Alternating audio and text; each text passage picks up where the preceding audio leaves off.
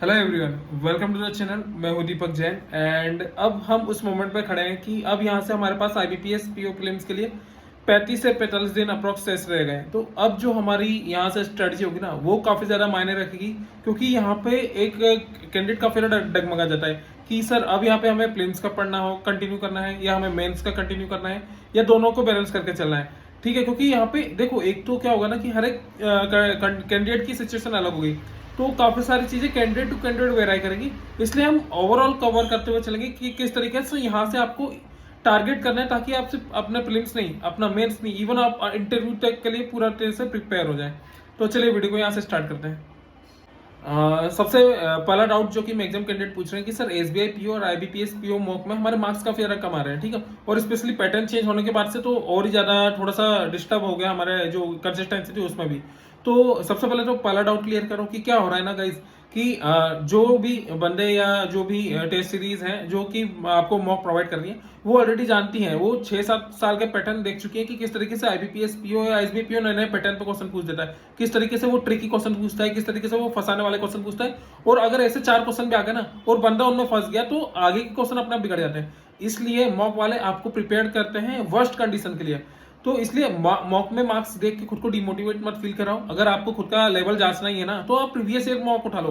वो दो तरीके से आपको हेल्प कर रहा है, आपको सारे पैटर्न, मतलब जो तरीके के क्वेश्चन पूछ रहा है, जिस लेवल के क्वेश्चन पूछ रहा है, वो सब समझ में आ जाएगा। प्लस आपको ये भी आइडिया लग जाएगा कि हाँ यार, जो मैं एक्चुअल में नॉर्मल मॉक लगाता हूँ ना, उससे ज्यादा मार्क्स मैं गेन कर लूंगा। तो इससे आप में थोड़ा सा कॉन्फिडेंस आएगा। ठीक है, एंड दूसरी चीज कि देखो, नया पैटर्न हमें देखने को मिल रहा है, उसके कारण हो सकता है कुछ लोगों के मार्क्स डाउन जा रहे हो, लेकिन यही बेस्ट पार्ट है, बेस्ट मोमेंट है। आपके पास अभी भी कम से कम मिनिमम एक महीना बाकी है। ठीक है, और एक महीना अपने आप में सफिशियंट है। अगर आप कहीं पे लैग कर रहे हो ना नए पैटर्न को समझने में, उस तरीके से क्वेश्चन को पिक करने में, तो ये पीक मोमेंट है। अभी आपको घबराना नहीं है, भागना नहीं। अभी आपको और बेहतर बनाने के लिए उस पर काम करना है। आप एनालिसिस बहुत बेहतर तरीके से करो कि यार कहाँ आखिर क्या चीजें हैं जहाँ पे आप फंस पा रहे हो, मतलब आप क्यों फंस जा रहे हो। ठीक है, ऐसे क्वेश्चन को पिक करो जो आपको फंसा दे रहे हैं, तो उन पे काम करो, उन अपनी स्ट्रेटजी पे काम करो। सही मोमेंट है भाई। देखो, स्ट्रेटजी तुम्हें खुद को बनानी होगी। ये मत सोचना कि तुम्हें हर चीज हर कोई बंदा बताए वो ही तुम्हें करना है। नहीं,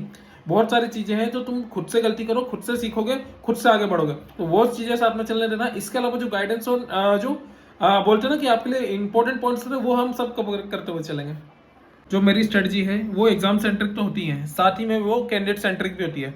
जैसे कि एग्जांपल के तौर पे अब हमारे पास जो टाइम शेष रह गया है, देखो हम ट्राई करेंगे कि जो हमारे लास्ट के 10 से 15 दिन है ना, वो पूरी तरह से मॉक के लिए रखेंगे। लाइक एंड की कुछ जो दिन होंगे उसमें हम प्रीलिम्स के मॉक फोड़ रहे होंगे। ठीक है, एक के बाद एक, एक के बाद एक, एक के बाद एक। लेकिन अभी जो मोमेंट है ना, थोड़ा सा जो हमारे पास अभी भी टाइम बचा है, हम इसमें ट्राई करेंगे कि अपना जो मेंस का बर्डन है ना, उसको यहाँ पे हम कम कर लें, ताकि मेंस के टाइम पे हमारे पास जो काफी लिमिटेड टाइम पीरियड बचेगा, तो हम उसको वहां पे व्यवस्थित तरीके से सारे सब्जेक्ट को उठा सके। ठीक है, तो उसके लिए सबसे पहले मैं अगर बताऊं कि एक ऐसा कैंडिडेट जो कि पहले अपने प्रीलिम्स क्वालिफाई कर चुका है, पहले कुछ मेंस दे चुका है, उसके लिए बोलूंगा कि भाई अभी जो मोमेंट है ना, इसमें अपना जो टारगेट है प्रीलिम्स और मेंस का, दोनों को 50-50 रखना।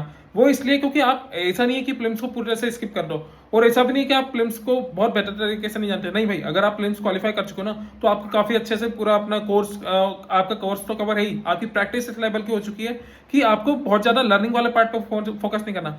तो आपके लिए जो रहेगा ना कि आपको आपके प्रीलिम्स की प्रैक्टिस करनी होगी। ठीक है, 50% पोर्शन में आपका वो रहेगा, एंड मेंस में आपको प्रैक्टिस प्लस लर्निंग दोनों करनी होगी।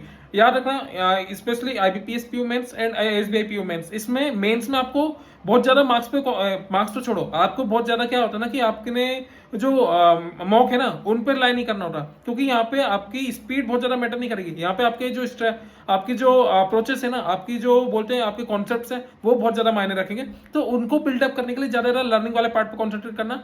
मैक्स टू मैक्स हफ्ते में 2 या 3 मेंस के मॉक दे लो, थोड़ा बहुत देखने के लिए, समझने के लिए, खुद को एनालिसिस करने के लिए। बट स्टिल आपके लिए भी मैं ये सजेस्ट करूंगा कि आपको प्रीलिम्स के लिए तो फोड़ना है, लेकिन मेंस के लिए सीखना है, सीखने पे ज्यादा कॉन्सेंट्रेट करना है। ठीक है, इसके साथ अब ऐसे कैंडिडेट की बात करता हूँ जो कि बिल्कुल एक बोल सकते कि एक एवरेज कैंडिडेट। ठीक है, या पहली बार प्रीलिम्स एंड मेंस के लिए जा रहा है, तो देखो तुम्हें अभी जो टारगेट रखना चाहिए ना, अब ये रखो कि 60%, 60 नहीं 75% प्लेम्स को दो एंड 25% मेंस को दो, और अगर थोड़ा बेटर साइड पे हो तो 60% प्लेम्स को रख लो एंड 40% मेंस को जाने दो, ठीक है। इससे क्या होगा ना, एंड तुम्हें ये नहीं करना कि तुम्हें सिर्फ प्रैक्टिस प्रैक्टिस करनी, नहीं।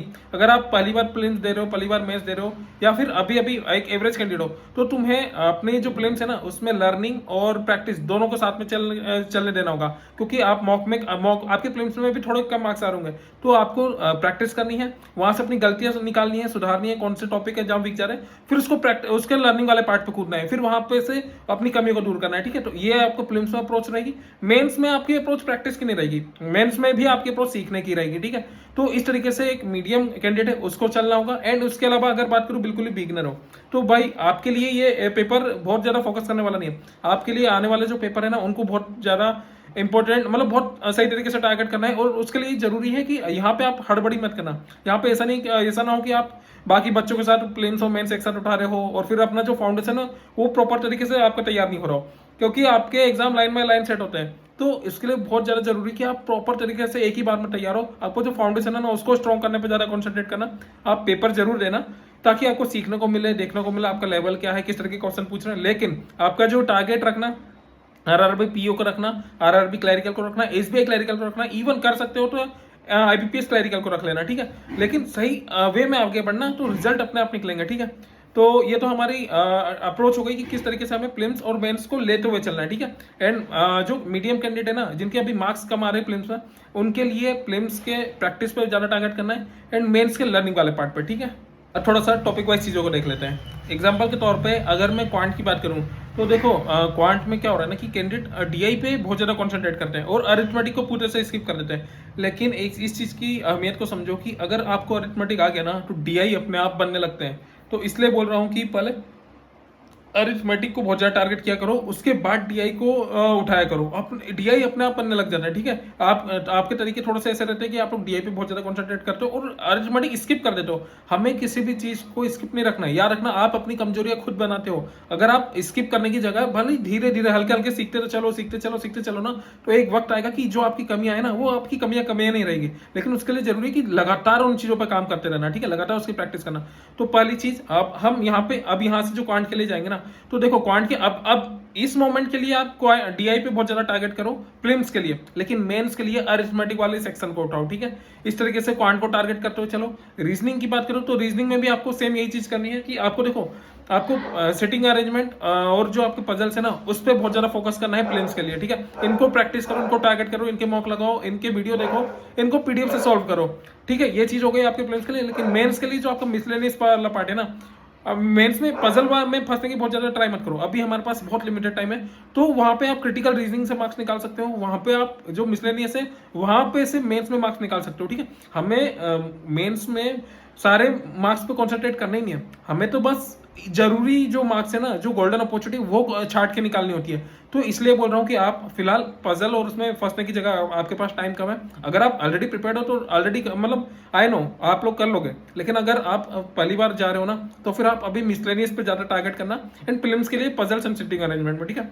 अगर इंग्लिश की बात की जाए तो इंग्लिश में देखो काफी सारे कैंडिडेट बोलते कि यार न्यूज़पेपर पढ़ रहा हूँ मैं नॉवल पढ़ रहा हूँ। नहीं, ये चीजें बहुत टाइम कंज्यूमिंग है और कोई वहां से कुछ रिजल्ट नहीं निकलता है। हमको एग्जाम सेंट्रिक होकर पढ़ना है।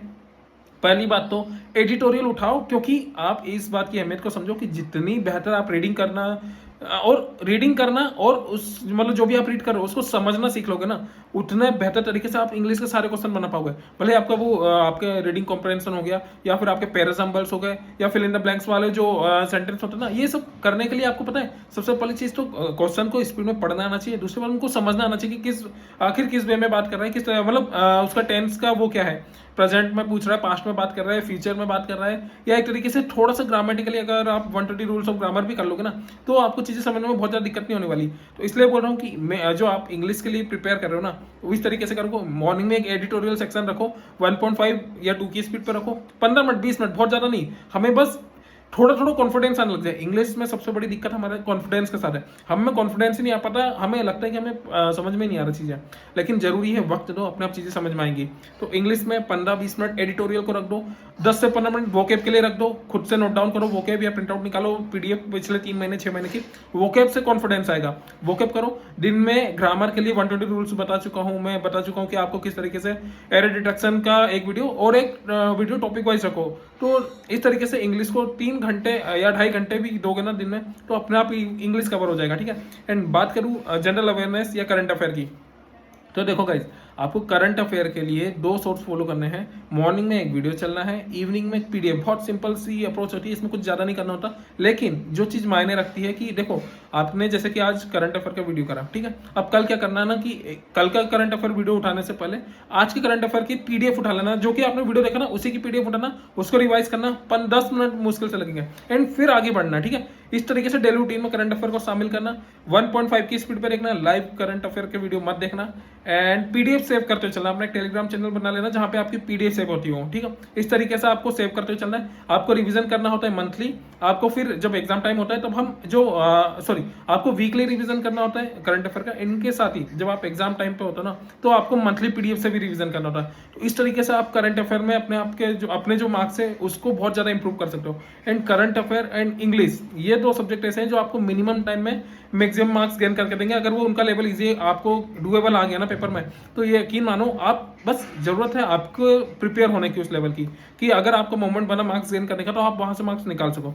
तो स्ट्रेटजी इस तरीके से रखना कि प्रीलिम्स, मेंस एंड जो आपका वो होगा ना डिस्क्रिप्टिव, उसके लिए भी आपको मैं बोल रहा हूँ, अगर आप देखो डेली नहीं टाइम दे पा रहे हो ना, ट्राई करना हफ्ते में 2 दिन, 1-1 घंटे या 2-2 घंटे बीच में निकाल के, एंड लेटर राइटिंग या फिर ऐसे राइटिंग या जो भी चीज है टाइपिंग, इस पर थोड़ा सा फोकस करना, ठीक है।